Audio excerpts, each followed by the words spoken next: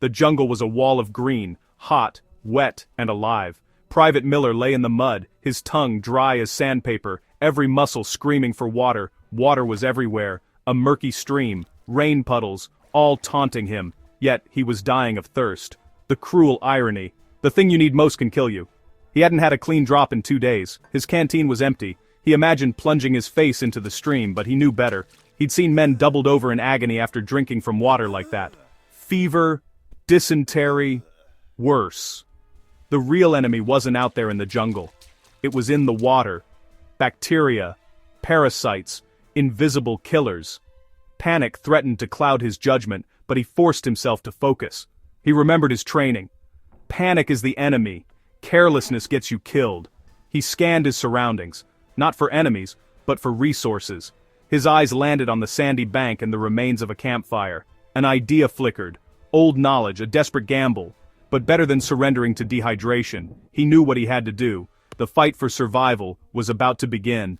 In war, survival isn't just about bullets and bombs. Sometimes, it's about outsmarting the jungle itself.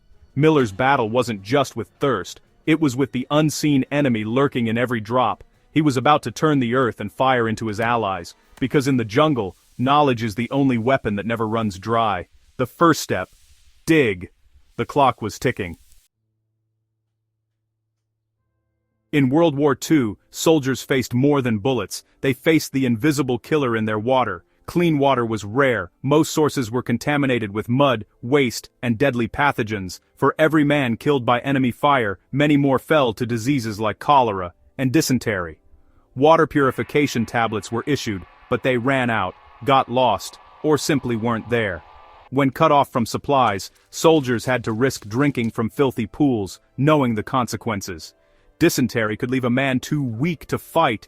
Cholera could kill in hours. A sick soldier was a burden, slowing down the whole unit.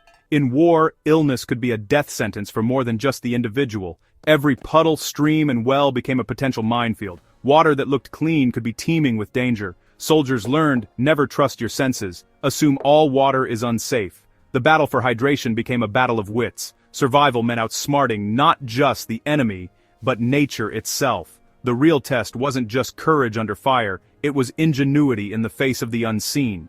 The soldiers who survived were the ones who adapted. They learned to make water safe, or they didn't make it at all.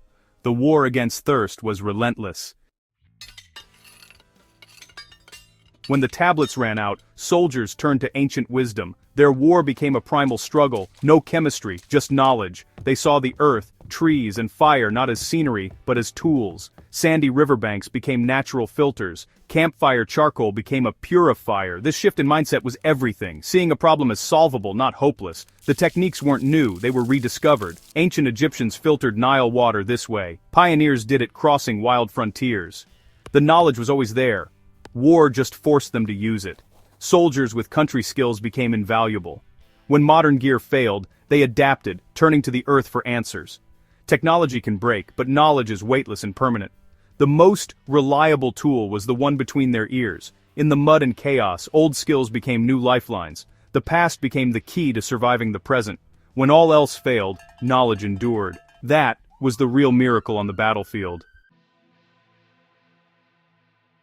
The soldiers' solution was simple: sand and fire. Sand filtered out the visible threats. Charcoal from the fire absorbed the invisible ones. Together, they turned filthy water into a life-saving drink. First, filtration. Dig a hole near the water source. Let sand and earth trap the debris. The water that seeped in was clearer, but not yet safe. Next, charcoal, crushed from the campfire. It acted like a chemical magnet, pulling out toxins and bad tastes. Finally, boiling. Fire killed the last of the invisible enemies: bacteria, viruses, parasites. Sand for clarity, charcoal for purity, fire for safety. This three-step process was their secret weapon. It wasn't fast or easy, but it worked. In war, that's all that mattered. With nothing but earth and fire, they made survival possible. The jungle's deadliest threat became just another problem to solve. Ingenuity turned desperation into hope. It started with digging, a hole a few feet from the riverbank in sandy ground. Using a helmet, a rock, or bare hands, a soldier scooped out the earth. The hole didn't need to be big, just deep enough for water to seep in. It was exhausting work. but every scoop brought a hope. Water trickled in slowly, filtered by layers of sand and stone. The result?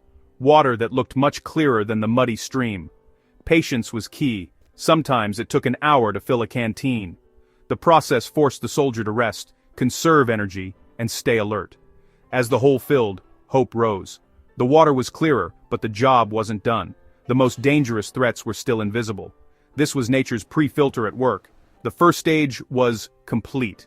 Now, it was time for the next step, purifying what the eye couldn't see. In survival, every step counts. The fight for safe water was only halfway won.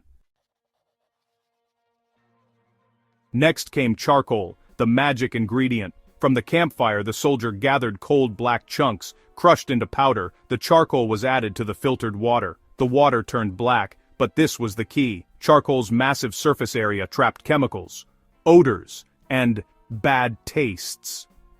Shaking the canteen kept the charcoal suspended, letting it work. After half an hour, the water was poured through cloth to remove the charcoal. The result, water that was not just clear, but tasted and smelled clean. The invisible threats were fewer, but not gone. Charcoal was the chemical sponge, cleaning what sand could not. The water was almost safe. Only one step remained, the final guarantee. It was time to bring the heat. This survival hack is a three-step attack: mechanical, chemical, biological. Sand filters out the big stuff, mud, leaves, insects, through size exclusion. Charcoal adsorbs dissolved chemicals, bad tastes and odors. It doesn't kill germs, but it makes water palatable. The final step, boiling, destroys bacteria, viruses, and parasites. A rolling boil for 1 minute is enough to sterilize the water. Each step removes a different threat.